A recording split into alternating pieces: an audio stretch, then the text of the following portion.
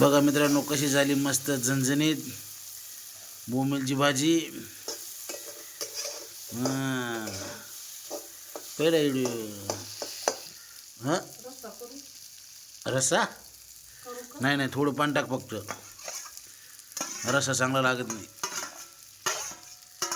थोडं लसं लसं बनवायचं इथे मस्त. बघा मित्रांनो एक कांदा,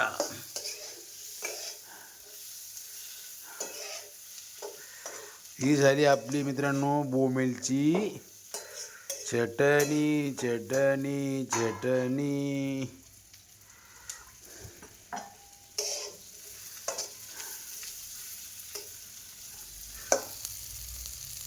थोडं पाणी टाक.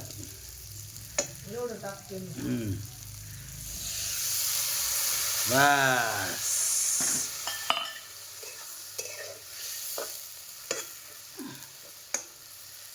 ही आहे बोंबीलची भाजी.